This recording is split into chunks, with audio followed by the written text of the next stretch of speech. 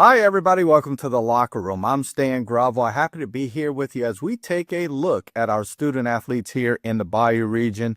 It is high school football playoff time. We'll talk a little bit about that with Casey Gisclair. Casey, good enough to give us some time as we talk about the first round of the playoffs, which happened this past week, and we talk about the next round, the second round, which is going to happen this Friday night. We also were very fortunate to have Tyler Lewis sit in with us this morning. He's going to talk a little bit about his Tigers. They got a big win over Natchitoches Central on Friday night. So we'll talk to Tyler about that win and about their big game with Southside High School in Youngsville this week. So it's all football playoffs here today on our Locker Room version. First and foremost, Tyler, congratulations on the big win on Friday night over Natchitoches Central. A game where, truth be known, you had a lot of kids who were dinged up. I mean, your entire backfield basically is dinged up. Talk about the game. Talk about how it sort of played out, and is that what you expected? Well, our kids played relentless, man. Our kids are relentless, they're fighting, man. They're fighting through it all, through injuries, through just being mentally tired, physically tired, man. It's a long season. To say we've been doing this since May. We are banged up. Bear is dealing with an ankle. He still went for 157 yards last Friday with the ankle. Alvin is banged up. Orion's banged up. Terrence, it's a lot of kids that's banged up, man. But their words of coach, I'm playing. You don't have to worry about nothing. I'm playing. I'm gonna fight through it. Very good. Listen, and what's nice about that is they grinding, right? I mean, you're going to have those games throughout the regular season where you have a large margin for error, meaning you're just better so you can go out and win the game. In the playoffs, it don't work that way. You got to grind. Good in the playoffs. Everybody's good in the playoffs, especially in non-select Division One. We don't have those type of teams where you're just gonna blow out. You're gonna have a game where physical, basically better, but most cases, man, everybody's equal, man. And that game we had Friday, we did make some mistakes that kept it close. But we never let that game get away from us. Our kids never let it, defensively. We made the adjustments in the second half. And we held them to what, three, and that's right. That's in overtime. But when we got the ball in overtime, our offensive line looked at me, Tate next. The question said, Coach, do we score or do we win? I said, yes, sir. You score, you win. Coach, we're scoring. We got you. And that's exactly what it was, man. It's crazy is that the play that we scored on, Stan, it was the first play called. That's the first play of my OC Vitiv called, and I didn't like it. I don't audible all the time, but I made an audible on that play, and we ran inside zone with Bear. We got 2 yards off of it. So we know that he was keying up. The kid went down. One of their kids then went down in an injury, right? But Vitter came back and snuck that one up on me, man, and it worked out in our favor. So, man, it was very, very emotional ending, man. Very special ending for those kids, man. They showed what kind of team we really are. I felt when y'all held them to a field goal and then you get the ball in overtime, you just had that feeling they were going to get it done, that it was going to be a situation where you were going to score a touchdown to win the game. Exactly what you did, by the way. Now it's time where you got to sort of readjust, refocus, and it's now all on Southside as you guys are going to be going to the Youngsville area. Tell us a little bit about what you've seen of them on tape. Well, they have a coach with some strong pedigree. Coach Curtis has been in state titles. They have in big time playoff games at Manny High School. I'm very familiar with them by we played them a lot in my West St. John days. They're gonna run the ball. They're about a 90% run team. They're in that wing team, man.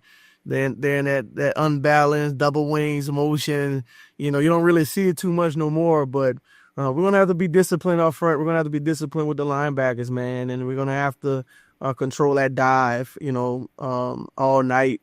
Defensively, I like our matchup with the guys we have. I believe that we have some good athletes and we can win a lot of matchups. I believe that we will be able to run the ball as well. Like I said, we have to be able to control them defensively And I think we can get out. I really believe that we can get out of there with a win stand, and I think that we'll be moving on to the third round during Thanksgiving break. Talk a little bit, about the injuries. We talked about that earlier. I'm not sure Orion gets to play again this year, but kind of give us an update on that related to him and maybe who might be a little bit more healthy and who might not be quite so healthy. Well, O situation is a toss up. The doctors is on the fence on certain things with him. I kind of leave that in the kids' hand, their parents' hands, and the doctors. So we'll see, man. If he suit up Friday, it'll be great. If not, he's a great teammate. I watched him Friday night, man. Just picked his team up, celebrated, give hugs, high fives, man, and it's a true testament of the type of kid he is. Bear's gonna be okay. Ankles are very, very, very ticky tacky injuries, man. Tatum is healthy, man. Tatum, Chris Stewart, those guys, our center, them guys are healthy. Owen is healthy. Defensively, we are healthy across the board. All right. So that's a big thing. We're kind of suffering offensively, man. But like I said, man, those guys been fighting, man. And them guys showed a lot of grit, and determination. So as much as they wanted, we wanted. Good. Listen, thank you for the time. We are wishing you the best on Friday night. Stan, appreciate everything you guys do, man. Thank y'all. A big thanks to Tyler Lewis for giving us some time this morning. We hope that his Tigers do well as, again, they take on Southside High School this Friday night at 7 o'clock. And now we shift gears to talk about all of the teams in our local playoffs. Let's talk with Casey Gisclair about what the slate holds this week and what happened this past week. Always happy to have Casey here with us as we take a look at the football playoffs. Casey, hope you're doing well. I know you did go up to West Monroe last Friday night. Talk about that game and in general what you thought of round one of the playoffs. The first thing with the West Monroe situation, my goodness, what a facility, what a setup. I mean, it was like we were at a college. It was unbelievable. They played well and moved on and did what they had to do. But in general, in round one, some interesting matchups. Terrebonne wins in a crazy way with Natchitoches Central running out of time, going to overtime, winning on a trick play. I was very surprised that Thibodaux kind of got blasted a little bit. Wasn't expecting that. So there were some interesting results. A couple teams survived and moved on. A couple teams went away. And now we move to week 2. Interestingly, about that Thibodaux game, you and I obviously on a text thread with Coach Rod, he mentioned that was a 9th grade quarterback taken from Mandeville who throws for like almost 400 yards in the game, right? Yeah, 9th grade quarterback throws for 3, whatever, and it's against the Thibodaux defense that hadn't given up yards to anybody. They had been tremendous. So it just makes you wonder if, someday that little old 9th grade quarterback that Mandeville has might be wearing purple and gold or green and white or playing on Saturday someday. Listen, the old cliche question after a round of playoffs, did anything surprise you? Well, I mean, the way the Terrebonne game ended had to have surprised everybody. I mean, it just feels like deja vu. Last year, they lose in the opening round on the last-second field goal as the 9 seed. It looks like the exact same thing is going to happen this year. Natchitoches Central runs out of time on a crazy situation at the end. Then in overtime, Tyler Lewis, he told us the story Saturday morning that the play that they scored a touchdown on was their first down play call. Tyler Lewis vetoed it. He said, we ain't running that. It ain't going to work. Second down, they run it. It does work. Tyler has to, kind of eat the crow a little bit. I'm sure he'll happily eat the crow all the way to Southside as they're going to round 2. Because we had 3 teams that didn't get the opportunity to play because they were fortunate enough to get a bye. That would be Vanderbilt Catholic, E.D. White, and CCA. Upcoming games this week. I'm going to go ahead and start the ball rolling in the conversation by saying 2 out of 3 are not going to be competitive. Would you agree? Yeah. Vanderbilt and E.D. White are going to win decisively in the round 2, in my estimation. Vanderbilt's playing Carver. Carver is not a very strong football team. E.D. White's playing St. Michael. I just don't see them having the horses to keep up. So yeah, I would agree with that. I think that the local team that has the most difficulty of the three that had buys would be CCA. They're facing St. Edmund. I think St. Edmund is really good. You don't have Owen Trosclair. What's that going to look like? Owen means a whole lot to your offense. So of the three with buys, I think CCA faces the rockiest road in round 2.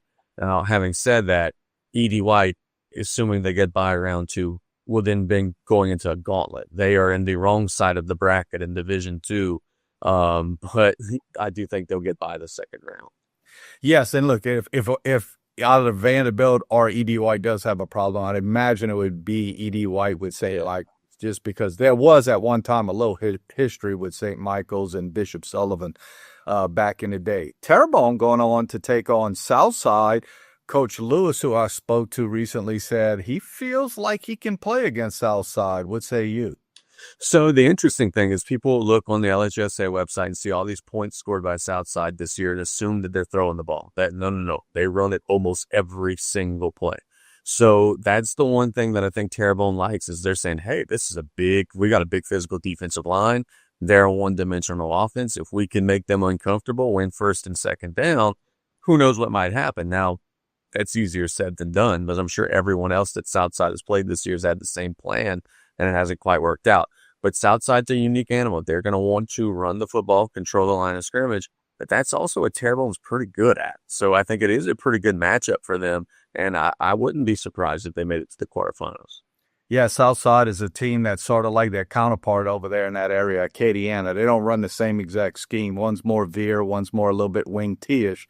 And you have Curtis, lineage over there at Southside High School, too. So that one ought to be interesting. Listen, we always want to keep up with you. Tell everybody out there, Bayou Sports, if they want to tune in. I know we started making that transition to basketball. Where can they catch Casey Gisclair and everything that goes on with sports in the Bayou region? Yeah, go to Facebook, type BY-U sports. Our followers are growing by the day. We're up to 28,000 now, which is incredible. And you mentioned that transition. Tonight we have a live soccer match. Tomorrow we have a live girls basketball game. And then Friday we will have multiple playoff games. So we're still in the fall, but we are dabbling and sticking our toes into the winter as well. Super excited about that. And, in addition to the live games, we break news and, keep you updated on everybody in the area throughout the week as well. Thank you so much for the time, Casey. Always good catching up. 100%, man. You have a great week. Again, a big thanks to Casey for sharing some time with us. Tune in to Bayou Sports to get more local sports information on a daily basis.